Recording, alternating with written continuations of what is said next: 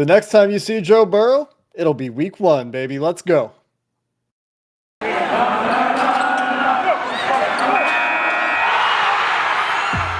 Locked On Bengals, your daily Cincinnati Bengals podcast, part of the Locked On Podcast Network, your team every day.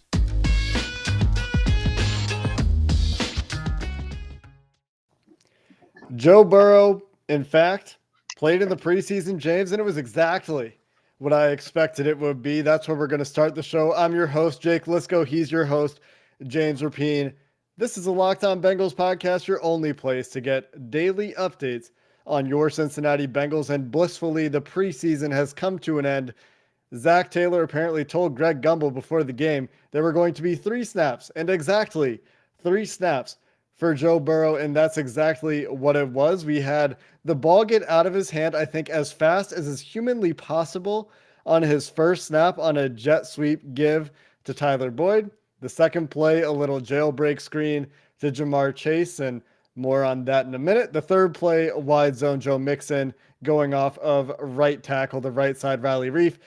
Gets blown up a little bit on the play, does Reiff, and Mixon has to cut it back. But the over-under that we discussed, James, looks like 1.5 yards would have been a more appropriate over-under, as the target was indeed behind the line of scrimmage. And, well, unfortunately, Jamar dropped it. But again, for me, this is exactly what I expected to see for Joe Burrow.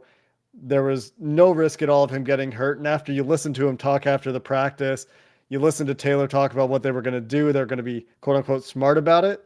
This shouldn't surprise anyone. No, not surprising at all. I thought that there was a chance, right? You'd see maybe a slant or something, but no, you didn't see it. And I understand it. But what this was about, what Sunday was about, had really nothing to do with getting, in my opinion, getting Joe Burrow mentally ready to play in a pocket. It was all about the emotion that comes with putting the jersey on and going out there in front of the fans and all of that stuff. And that was pretty much it, because I don't think there's a ton of value in what he did.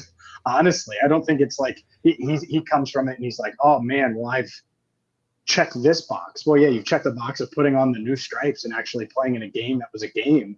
But, the 3 plays were the 3 plays. So, but to your point, yeah, you called it. And I was a little off on it. I thought there was a chance we'd see something a little different.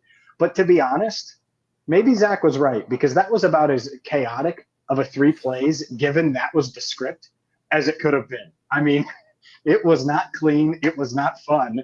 And obviously it was a 3 and out. By the way, if they would have gotten a first down, Zach said, I would have called timeout and pulled him. I don't know if that's true, but I think I believe it, because why would you leave him in there if you weren't going to put him in for a second drive? I 100% believe that was the case. I mean, he said he would have pulled the entire starting lineup. The plan was to get them the 3 plays, and T. Higgins didn't play today. He had a little bit of back tightness, nothing to be concerned about, says Taylor. Says he would have played if it was a regular season game, but it sounds like the plan was, hey, you're going to run these 3 plays, you're going to get out of there. There's no chance at all of Joe Burrow getting hurt on these plays. In fact, Joe Burrow said after the game, if anything goes haywire, and something did go haywire, about as haywire as it could, according to Zach Taylor, he was instructed, get away. Go in the other direction, get away from all the players, get away from the ball, ignore all of your football instincts.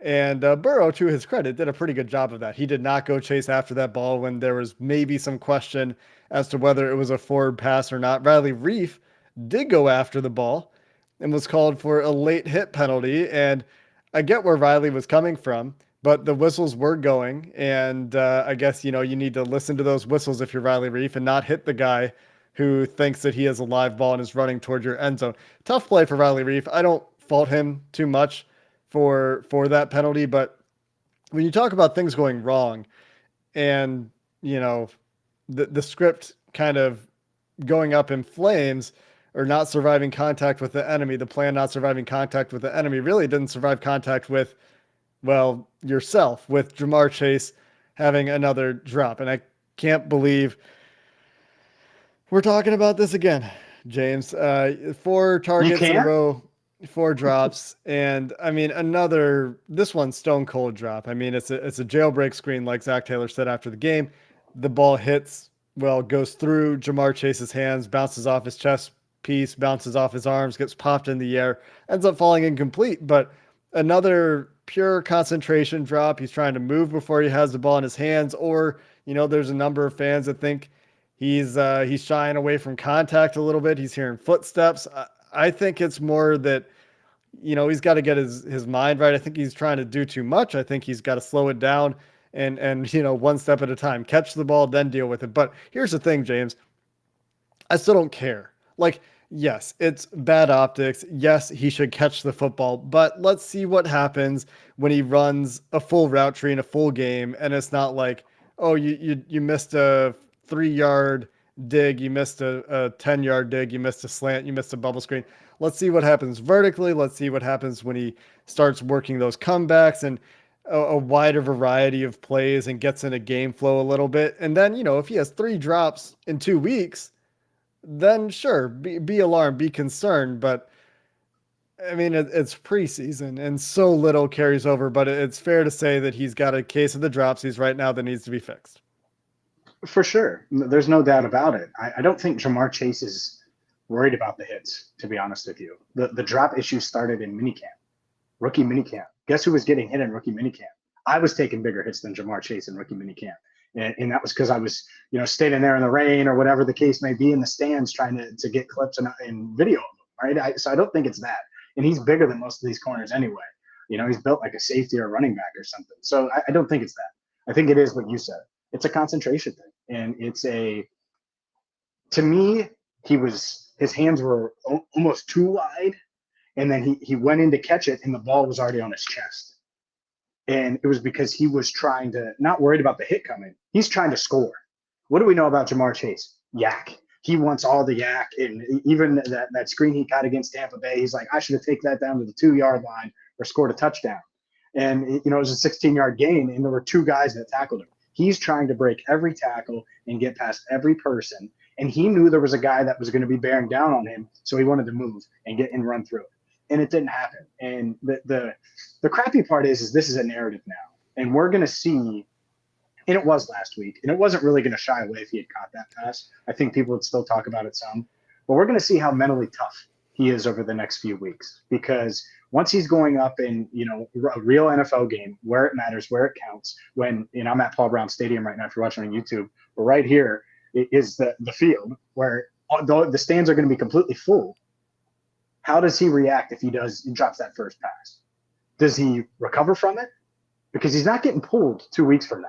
He's going to stay in there, and that's it. And they're going to go back to him. And Joe Burrow after the game was like, look, I'm not concerned about him at all. He's going to be ready to go week 1. I know what he can do. He was asked about what they were talking about on the sideline because they were both sitting next to each other. And he's like, not the drop. Football and other stuff, and he didn't give us exactly what they were talking about, but it does not seem like Joe Burrow is concerned. But at some point you got to catch the ball, and it's 4 drops in a row, so it'll be good to see him catch some passes against the Minnesota Vikings. Yeah, I can't wait until we can forget about all of this. And they tried. And Paul Dehner tweeted this. They tried to make it as easy as possible for Jamar Chase to have a confidence building catch, and well, if you don't catch the confidence builder, then it's a bit of an issue. James, let me ask you this. Would you have left Jamar Chase in the game and try to get him a couple more targets after that play? The plan clearly to get all the starters out.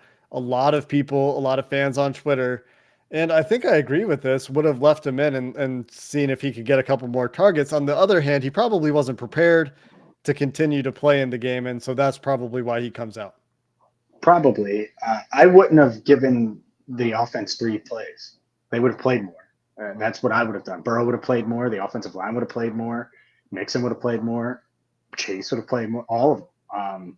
Higgins, I get it. If he's dealing with a little something, all right, fine, you don't play him. But that's what I would have done. It definitely another series after how chaotic and weird that series was.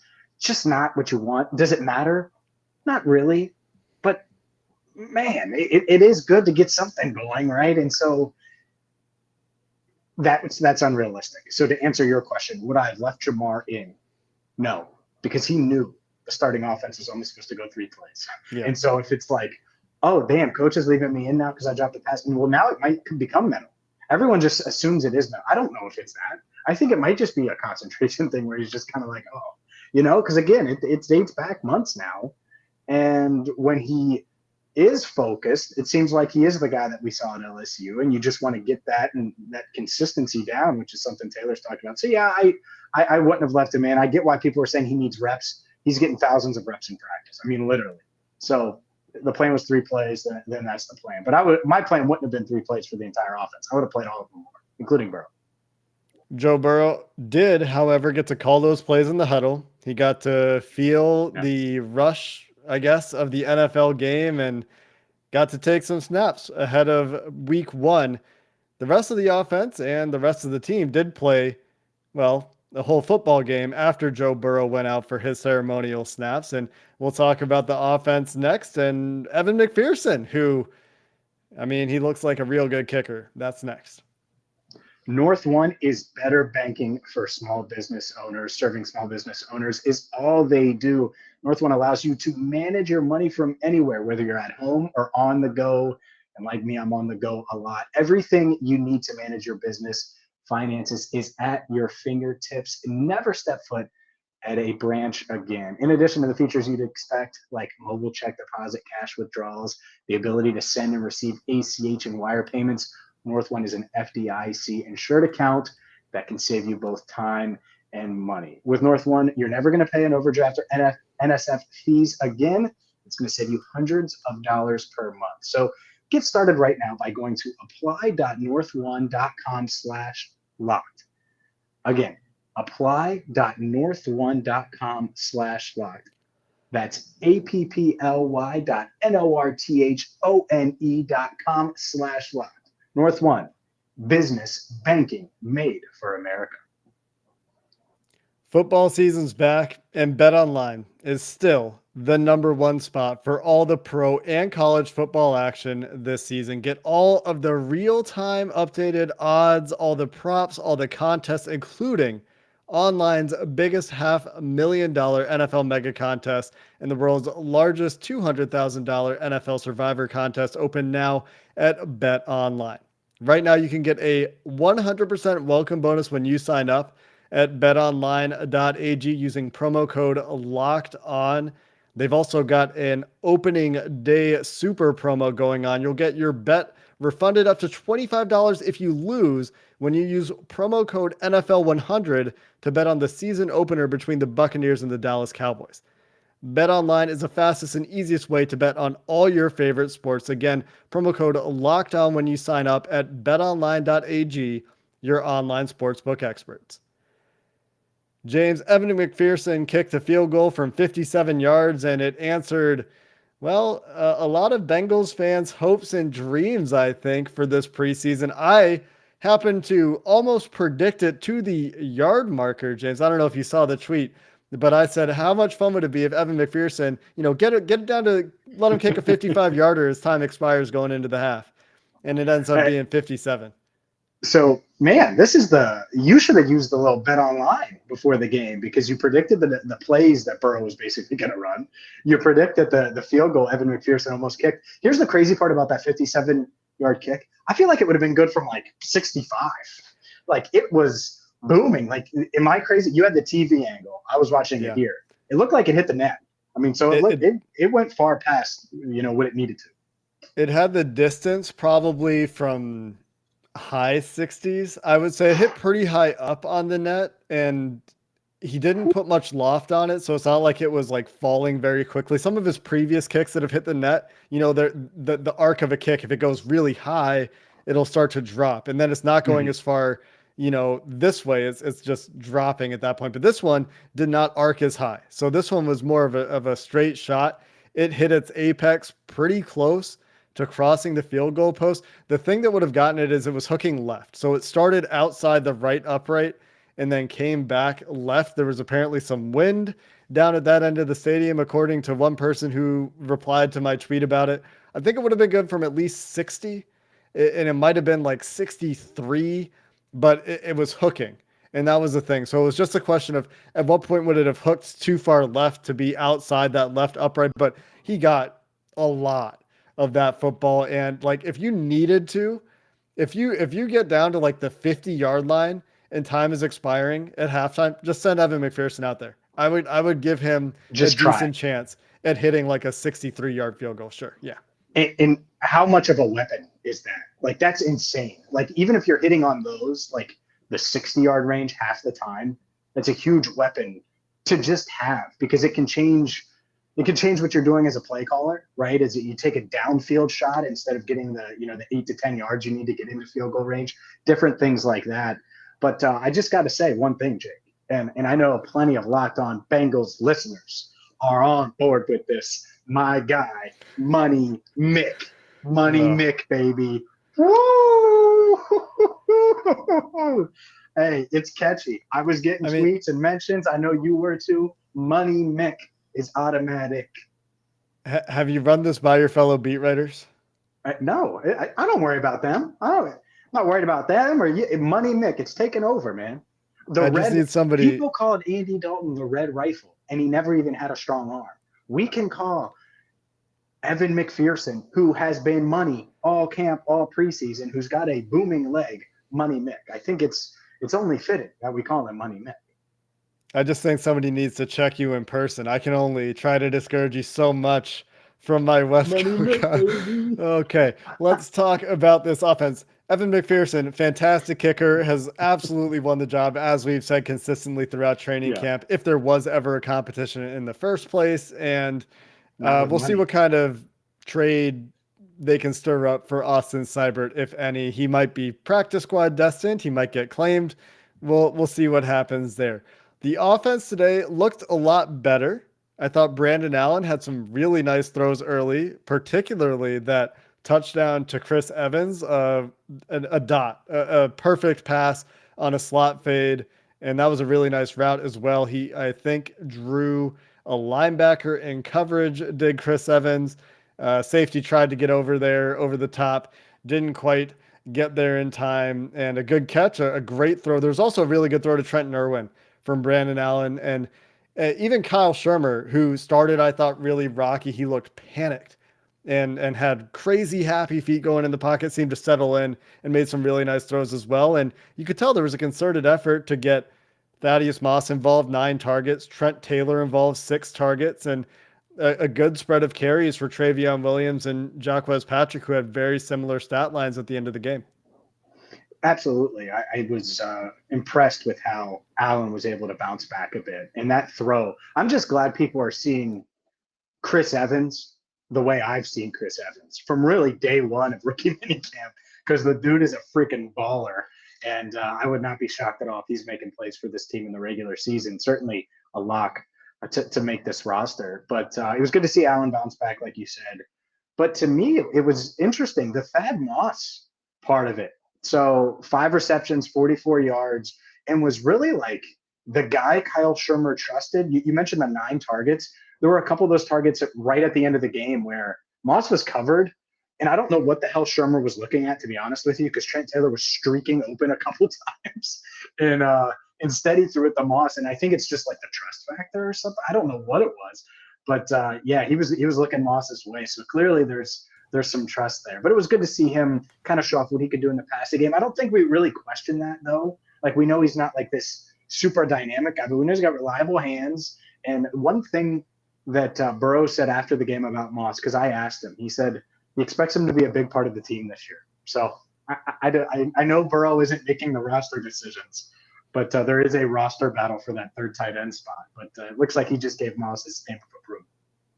Yeah, as you would expect, right? They're very close friends. It was unfortunate that Mitchell Wilcox suffered a concussion early in this one on a fantastic 21-yard catch in the seam. He looked very athletic on that play. He looked dynamic as a receiver. You expect, I would say at this point, he'll probably head to the practice squad.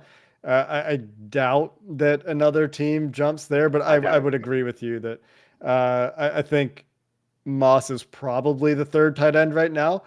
And I'm not super confident in Thaddeus Moss as a third tight end, but I think it's okay considering, what he does reliably well. It's just he's undersized, and that really shows up as a run blocker, I think, where he gets thrown around sometimes. And so we'll see what happens there. We'll get into our 53-man takeaways and our projections tomorrow. We don't have time to do it now, but I would say stock up for Trenton Irwin, stock up for Thaddeus Moss on offense, and Jackson Carman, I think, also played a pretty good game, but I didn't have enough time to watch the offensive line as closely as I would like, so that will come on rewatch. Coming up next, James, let's get into this defense where some more injuries may be testing them on the edge, and Darius Hodge might have found his way onto this roster. That's coming up next.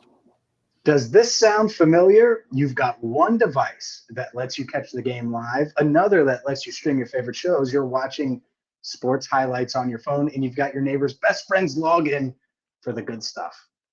Well, I want to tell you about a simple way to get all the entertainment you love without the hassle, and it's a great way to finally get your TV together. It's called DirecTV Stream, and it brings your live TV and on-demand favorites together like never before, so you can watch your favorite sports, movies, and shows all in one place.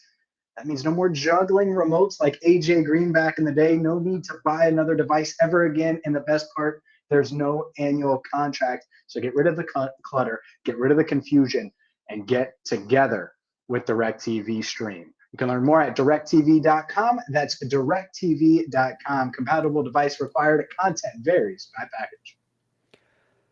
This episode of the Locked On Bengals podcast is also brought to you by Built Bar and those 9 delicious flavors that are James Rapien's favorite thing in the world as he pats his bicep on the YouTube copy of this podcast. If you don't know the flavors, you're missing out on coconut almond, which literally tastes like an almond joy, cherry, raspberry, mint brownie, peanut butter brownie, double chocolate, and salted caramel. There is something for everyone, even the limited time flavors like my favorite, coconut, brownie, almond.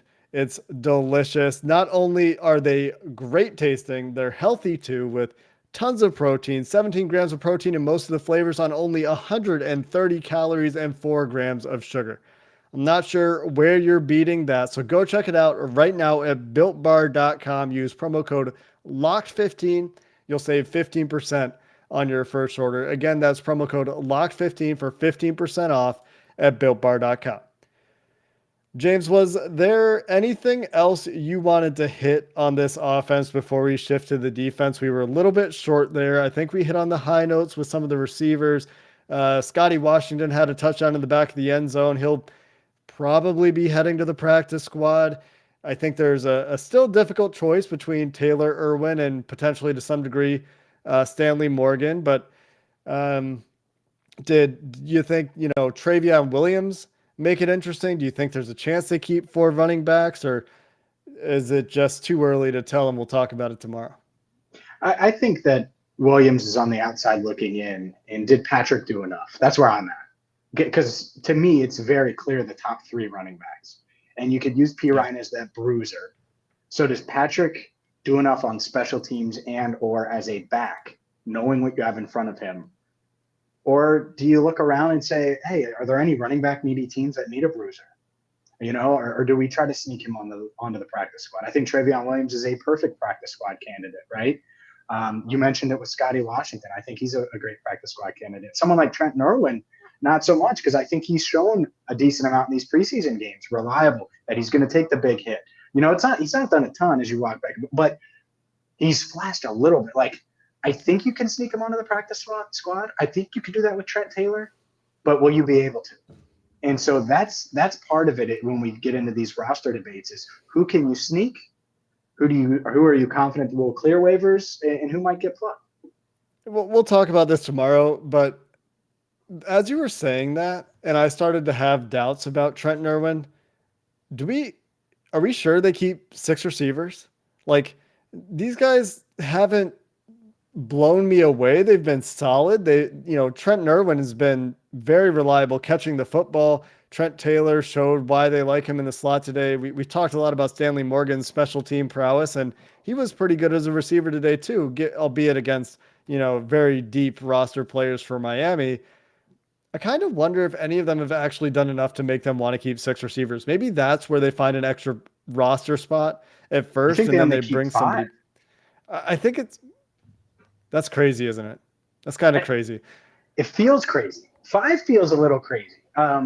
But to your point, and this is why you're saying it, I think is because the talent level. Well, no one's said I'm clearly the 6th best guy, right? Yeah. I think it's. I honestly, I flipped. I thought it was Taylor. I think it's probably Irwin. if I had to guess today. And I've been on Irwin, I think, since last week. But here's what I'm thinking with the 5 is like it's initially 5 and then they get a guy up by week 1. They cut down to 53 on Tuesday by 4 p.m. And then there's, almost 2 weeks before week 1. That's kind of what I'm thinking is, they let them all go. They see what happens and then they're comfortable enough with their options that they can bring a guy back if they feel like they need to get somebody else onto the 53 at first. That's my thought process there. But again, we'll talk about this much more tomorrow. Let's go defense, James. And I want to start with Khalid Kareem because he was fantastic in limited time, especially on his first series where he had a pressure right away. He has a sack. He, generally looks like a starting defensive lineman playing, or at least a rotational defensive lineman playing against backups because that's what he is. Everybody forgot that he was a solid player last year when everybody was like, oh, why are you keeping Khalid Kareem over, I don't know, Darius Hodge or Noah Spence? And it sounds like Khalid Kareem might have an injury. We're not sure about any of the specifics. Zach Taylor said in his postgame that he might be hurt. And a few fans at the game tweeted at me in my replies because I was listening to the Taylor press conference and I said, oh, maybe why we saw Kareem only for 2 drives is because he got hurt. And I went back and watched, and there's one play before his last play. He actually played 3 plays after this where he ends up on the bottom of a pile below Rennell Rennan, a running back. He takes a lot of impact on his right shoulder. And some of the fans at the game saw him in the blue tent. Apparently Dave Lapham said he was in the blue tent on the radio broadcast. And the guy that said he saw him in the blue tent at the game said they were working on his right arm from shoulder to wrist. So not really sure what's happened there, but Taylor did say that he might be hurt. And that was very surprising to me. I thought he was just done because he was making the team and they wanted to see more from Sample and Spence and from Darius Hodge, who's also probably now making the team, by the way. But we'll have to watch what happens there. And as far as I know, nobody saw this. It wasn't mentioned on the telecast, and I haven't seen any reports on what might have happened there yet. No, I don't know either. And that's the sad part. I mean, hell, he gets the sack and you're like, all right, it's Burrow time. And you start, revving up for that, and you just don't remember him after that. I agree with you. I think Darius Hodge makes it. Khalid Kareem, hopefully it's nothing serious because I do think he was going to play a role like you've mentioned. I think he's going to play a role. I think he reminded people that he was a solid player, like you said. And that's kind of the thing now. You look at this room. Let's just be positive for a second with Kareem. Okay, so he makes it. Hodge makes it. Is Noah Spence a practice squad guy? Because I thought he had some decent pass rushes. He had the penalty, which was dumb, and with the horse collar, just unnecessary. But outside of that, I thought he looked pretty good. I mean, it's his first game for the Bengals, and I get it. You're just rushing, and whatever you need to perform. But I thought he was okay. Yeah, Darius Hodge was the better player between the two of them today, in my opinion. He had a couple of run stops. They had similar pressures, and both of them had a hard time turning the corner, disengaging from blocks when they tried to run the arc. Both of them missed a sack on the last Dolphins touchdown, that Hail Mary of a play that was a ridiculous catch, quite frankly, for 85 on the Dolphins, whose name was hard to pronounce, I remember, and I don't remember what it is. But I thought that he didn't really do enough. I think that he is a prime practice squad candidate. I think he's behind some of these other guys. And Darius Hodge was surprisingly pretty good against the run, at least early in this game. I do think that Hodge lost something as the game went on, and he won't be relied upon to play significant snaps is a reality of it if he does make the team, if he's even a game day active, which I'm not sure he is right now. But as the game went on, he lost his ability to disengage, especially once the tackles were getting their hands on him. And as a smaller guy, you would kind of expect that. He did have the sack where he won on the little counter move inside, which is a really nice reaction to the tackle oversetting and expecting him to try to run the arc again. So that's a really good play for him. That's a positive. And he's clearly done enough, in my opinion, that they need a guy at that position. And if it's a guy that's currently on the roster and it's not a trade, it's not a waiver pickup from somewhere else, then I think it is Darius Hodge. And I also thought for the corners, all of the third corners struggled except maybe Jalen Davis, who I thought was pretty good. And I also thought that I think this was pretty obvious to everyone watching. Trayvon Henderson had a standout game, but it looked like he got rolled up on that Miami touchdown and might have sustained an injury there as the guy who caught the ball landed on his lower leg and ankle and might have turned his ankle there. Yeah, he was diving to make a play on the ball and unfortunately wasn't able to. But you're right, he did stand out and he made a couple nice plays. And I was doing the math and trying to find a way. There's just no path. So you hopefully, one, you hope he's healthy. Two, practice squad, right? You know, that's another practice squad candidate. But if you're him, hey, you showed a couple flash plays there, and it's against backups, but still, you never know. Look, it's when we get into these 53, man, it's going to be so tough. And there's so many scenarios. And the other thing I want to mention, Jake, is the 31 other teams, because we're looking at these receivers and these edge rushers and these guards and these linemen. And there's guys that the Bengals feel like are better than the guys that we're talking about at back end roster type guys. So that part of it is really tough because let's be honest, we're not watching all 32 teams 3 preseason games. I haven't watched really any preseason football outside of the Bengals, to be honest with you. Just haven't had the time, right? I'm worried about the Bengals, and that's the part of it where Duke Tobin and the scouting department, all these guys come in, and it could be quite a busy couple of days here at Paul Brown Stadium. Got to call up their friends in Buffalo and get one of those guys. Joe Goodberry has been talking about how good those you were edge talking rushers. About it. Yeah, he's been talking up those edge rushers in Buffalo. I said, hey, if I call Mr. Bean and say I got a 6th-round pick for you, what am I going to get? There's maybe somebody up there that could help the Bengals if they need it, and it looks like they do with Joseph Osai.